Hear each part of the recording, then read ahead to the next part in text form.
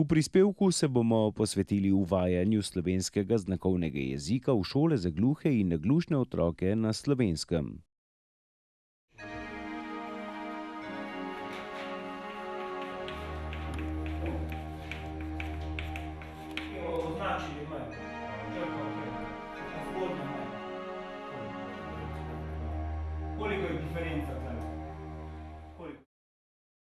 Skoraj v srednji vek je bil precej nenaklonjen gluhim njihovim pravicam in položaju. Vse do leta 1760, ko je bila na pobudo opata Šarla Delpeje v Parizu ustanovljena prva šola za gluhe otroke, so se pojavljali prvi posamezni zapisi o gestovnem izražanju gluhih in daktilogije oziroma prstne abecede. Vendar za začetek izobraževanja gluhih velja znakovni jezik, ki ga je sprejel opat Delpe, ki velja za prvega učitelja gluhih in je poučeval v kretalni metodi. Od takrat so drugod po Evropi začeli ustanavljati prve šole za gluhe vse do usodnega leta 1880.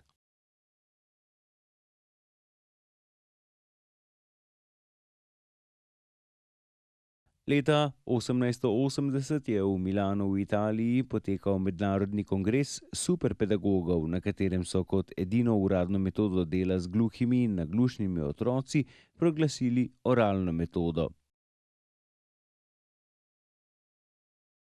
Prav zaradi tega se je to leto za celotno gluho skupnost zapisalo kot najbolj črno leto v njihovi zgodovini. Večina gluhih učiteljev je izgubila službo in znakovni jezik je bil prepovedan v celoti. Oralna metoda poučevanja, s katero naj bi gluhe naučili govoriti in poslušati, ni prinesla pričakovanih rezultatov, temveč je povzročila nastajanje številnih organizacij gluhih, da bi slednje zaščitile pravice gluhih. Šele leta 1951 so v Rimu nacionalne organizacije gluhih na prvem uradnem kongresu na predlog Italijanske zveze gluhih ustanovile Svetovno zvezo gluhih. Tako so se sile gluhih združile v boju za svoje temeljne pravice. Prvo zmago so dosegle leta 1984, ko je stroka priznala svojo zmoto in na posvetu strokovnjakov za izobraževanje slušnih invalidov v Parizu kot novo metodo poučevanja gluhih otrok priznala totalno komunikacijo. Dodatno potrditev prizadevanj gluhih za njihove temeljne pravice je prineslo naslednje leto 1985, ko je UNESCO totalno komunikacijo opredelil kot metodo poučevanja gluhih.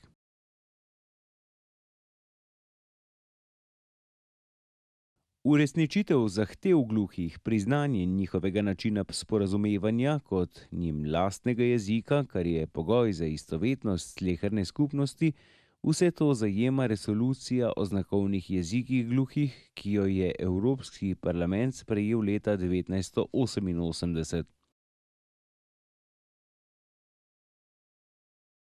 Resolucija vsebuje vse bistvene zahteve gluhih skozi zgodovino: priznanje znakovnega jezika, pravico do tolmača, pravico do izobraževanja v znakovnem jeziku in dostopnost do informacij v prilagojeni tehniki.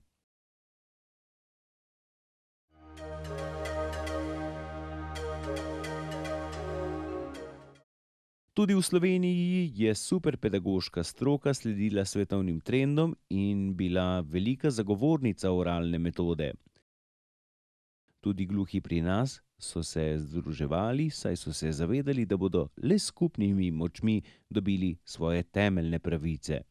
Bistveni premik v tej smeri se je zgodil s prihodom Aljoše Redžepoviča na mesto sekretarja Zveze društev gluhih in naglušnih Slovenije, ki je prepoznal zahteve gluhih. Tako je zveza na njegovo pobudo v 80. letih prejšnjega stoletja organizirala 5-dnevne seminarje učenja kretalnega govora, kakor so ga takrat imenovali. Samo učenje kreten ni zadostovalo, potrebno jih je bilo zbrati, poenotiti, kar je pomenilo prve zametke današnjega slovenskega znakovnega jezika. Zveza društev gluhih in naglušnih Slovenije je bila pobudnica in izdajateljica prve knjige o kretnjah, imenovane Govorica Rok, katere avtorici sta bili Ljubica Podboršek in Mary Möderndorfer. Seveda vsi ti premiki, vse te novosti niso bili povšeči vsem, saj so pomenili revolucijo v razumevanju gluhe skupnosti, revolucijo v njihovem izobraževanju, drugačno miselnost in nenazadnje prilagajanje novonastalim razmeram. Spomladi leta 1986 je Zveza društev gluhih in naglušnih Slovenije v Portorožu skupaj s šolskimi centri sklicala posvet o usposabljanju slušno prizadetih na Slovenskem. Na tem posvetu stroka žal še vedno ni podprla uvajanja znakovnega jezika v izobraževanje gluhih, niti ni sprejela predloga predstavnikov gluhih in Zveze za uvajanje znakovnega jezika v šole. Zveza društev gluhih in naglušnih Slovenije je zaradi tega v sodelovanju z Jugoslovansko zvezo gluhih še isto leto v Ljubljani organizirala pomemben mednarodni posvet o problematiki totalne komunikacije ter organiziranju gluhih in naglušnih. Namen posveta je bila celostna obravnava zapletene slovenske in mednarodne problematike o govorni komunikaciji gluhih in naglušnih iz vidika totalnega pristopa ter z namenom, da bi te ljudi čim uspešneje vzgajali, izobraževali, rehabilitirali in socialno vključevali. Posvetovanje je bilo namenjeno gluhim in naglušnim, staršem gluhih in naglušnih otrok, domačim in tujim strokovnjakom, surdologom in defektologom ter odgovornim predstavnikom iz prosvete, zdravstva in socialnih služb.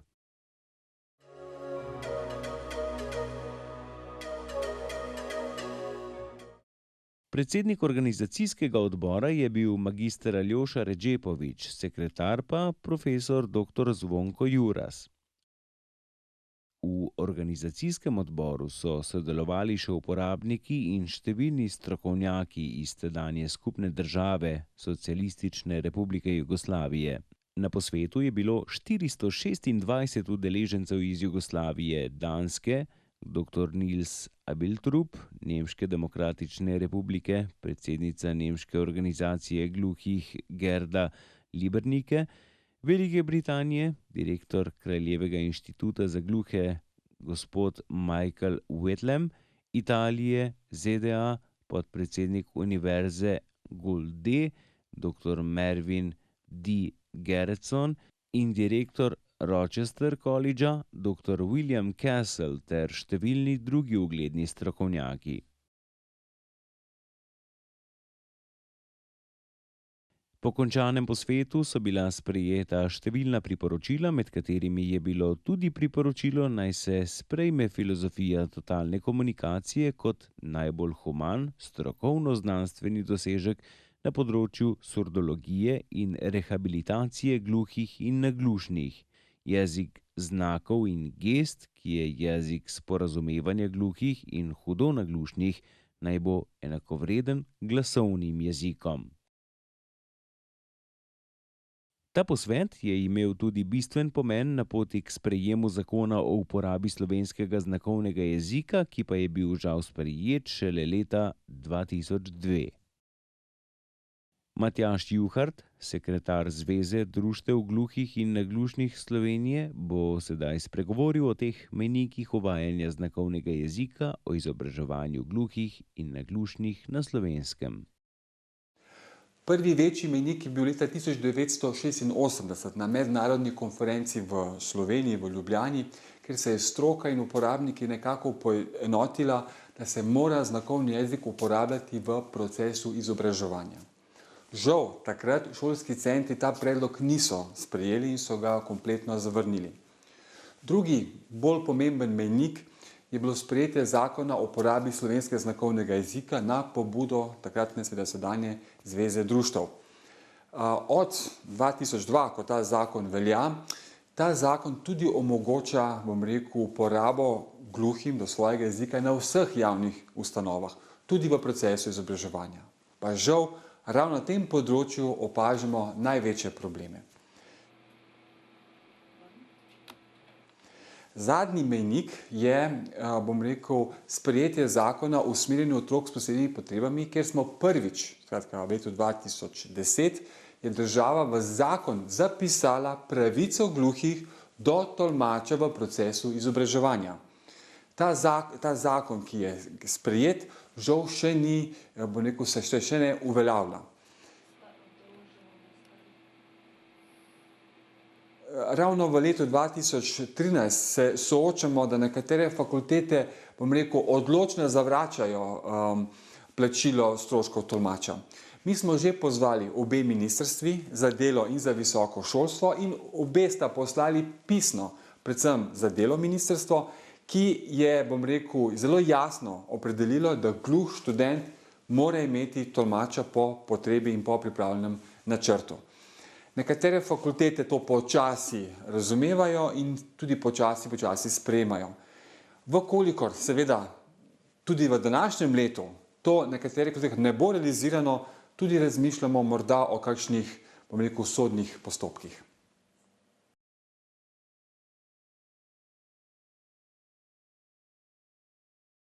Opažamo, da se predvsem ljubljanski Zavod za gluhe in naglušne Ljubljana, nekako že, sprejema med sebe znakovni jezik in se tudi poučuje. Veseli nas, da ministrstvo je priznalo tudi tolmača na tej šoli, ki lajša komunikacijo med gluhimi in slišečimi. Želimo in pričakujemo, da bodo gluhi, ki se izobražujejo na tem šolskem centru, tudi imeli predmet slovenski znakovni jezik, ki je sedaj pravzaprav vključen bolj v predmetu komunikacije. Glede drugih dveh zavodov, v Portorožu in pa v Mariboru, pa si želimo, da nekako le sprejmejo to, kar je povedala Svetovna zveza gluhih, to, kar je povedal Svetovni kongres učiteljev gluhih, da proces izobraževanja gluhih naj poteka v znakovnem jeziku. Na Zavodu za gluhe in naglušne Ljubljana so pripravili projekt z naslovom Uvajanje znakovnega jezika v vzgojo, izobraževanje in usposabljanje služno prizadetih v Sloveniji. Za strokovno delo na tej šoli na področju razvoja znakovnega jezika so jeseni leta 1988 zaposlili Ljubico Podboršek, kar je pomenilo začetek uvajanja totalne komunikacije v šolstvu.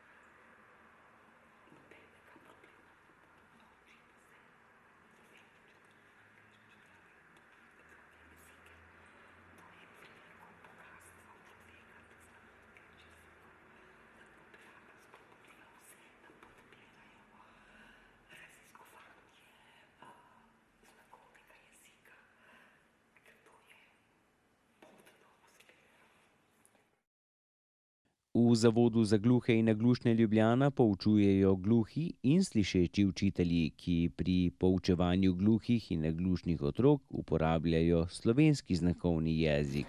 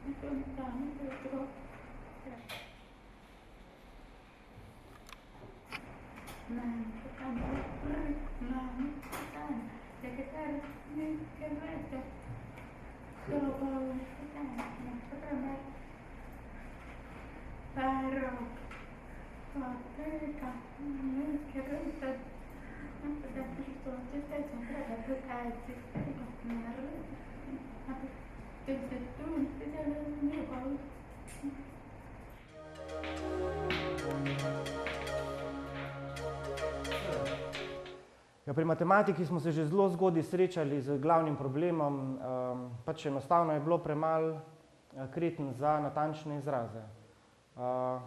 In v nekem trenutku sem enostavno pač si mogel izmisliti kretnje, celo sorto kreten, 400 kreten, preko 400 kreten imamo pri matematiki na novo izmišljenih.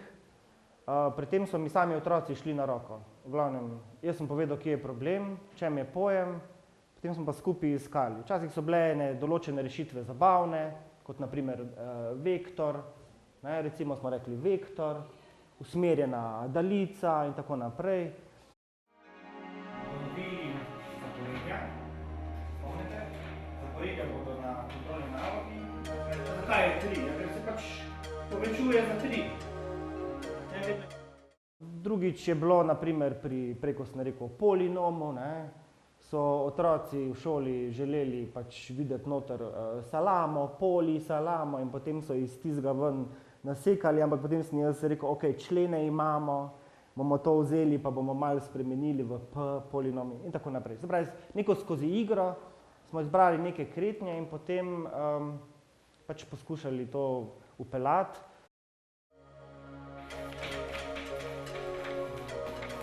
Dodali neko zaporedje, potem bi to uporabili. Ampak tukaj pa samo ugotovilo. Rečemo, v 3 letih sem zelo hitro osvojil znakovni jezik, da sem ga jaz lahko učil.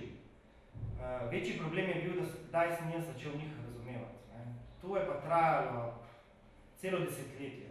Še danes potrebujem čas za kakšnega od gluhih, ko prehiter kreta ali pa ne vem kaj vse, rečem počasi, da usvojim. Tako da v drugo smer, da jaz njih razumem, je mnogo težje, kot pa da jaz odpredavam svoje. Na Zavodu za gluhe in naglušne Ljubljana so zaposleni tudi tolmači, ki gluhim in naglušnim učencem pouk tolmačijo v slovenski znakovni jezik.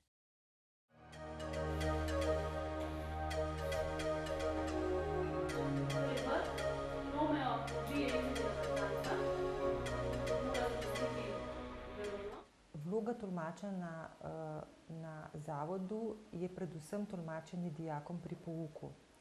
In sicer pri tistih predmetih, pri katerih so učitelji, ki so prišli šele delati k nam, oziroma pri tistih predmetih, za katere menimo, da je tolmač še posebej pomemben. To je na primer slovenščina, vsi strokovni predmeti v računalništvu, na osnovni šoli pa tudi drugi predmeti, pač, kjer se pojavi potreba, oziroma tisti razredi, v katerih so gluhi učenci oziroma dijaki.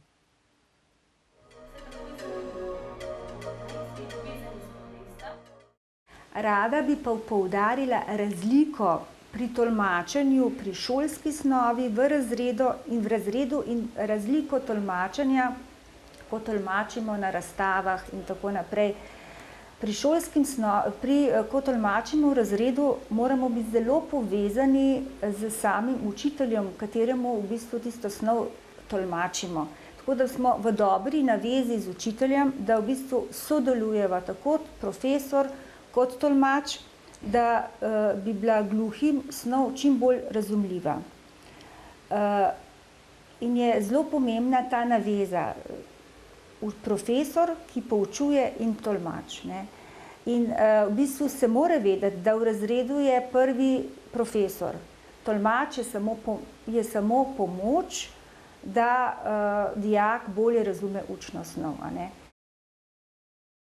Za gluhe dijake je razumevanje šolske snovi še posebej pomembno. Še posebej pa v sedanjem trenutku, ko na zavodu niso več samo gluhi dijaki, ampak so skupaj tudi slišečimi. In mora učitelj v bistvu imeti dvojno vlogo, se pravi, mora poučevati tiste, ki slišijo, in tiste, ki ne slišijo. In tukaj je lahko sodelovanje tolmača izredno pomembno in tudi uspešno.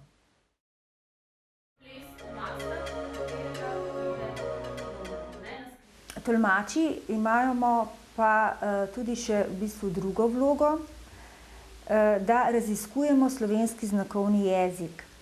Ker v zavodu se pojavljajo določene kretnje, ki se v slovenskem prostoru drugje ne pojavljajo. To so, rečemo mi, šolske kretnje. To so kretnje, ki se pojavljajo pri posameznih predmetih. Slovenski jezik, matematika, zgodovina, kemija in Danes gluhi in naglušni na osnovni šoli na Zavodu za gluhe in naglušne Ljubljana še vedno nimajo svojega predmeta iz slovenskega znakovnega jezika kot svojega maternega jezika. Na srednji šoli pa gluhi in naglušni dijaki imajo redni šolski program za vse letnike, v katerega je vključen predmet slovenski znakovni jezik po eno šolsko uro na teden. Pred nami je še dolga pot do izvajanja zakona in pravic v celoti, da se bodo gluhi in naglušni lahko učili v svojem maternem jeziku ter imeli enake možnosti na vseh področjih izobraževanja, tako kot slišeči. Če se zaradi slušne okvare počutite diskriminirane na področju izobraževanja, se lahko za pomoč obrnete na najbližje društvo gluhih in naglušnih in na Zvezo društev gluhih in naglušnih Slovenije. Hvala za pozornost in nasvidenje.